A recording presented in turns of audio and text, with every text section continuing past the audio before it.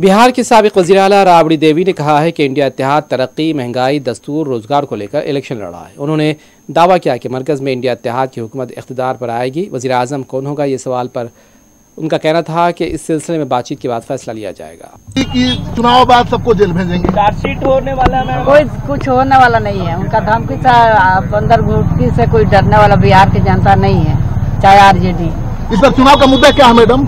चुनाव का मुद्दा विकास है, बेरोजगारी, चुनाव का रोजगार, विकास, महंगाई, किसानों का आय बढ़ाने के लिए, तो यही सब है मुद्दा हमारा। इस बार कितनी सीटें जीत रही है आपकी पार्टी? इंडिया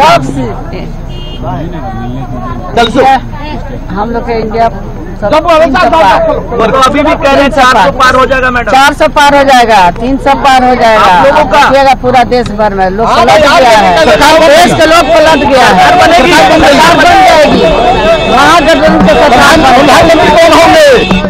सब बैठ के समझौता कर लेगा।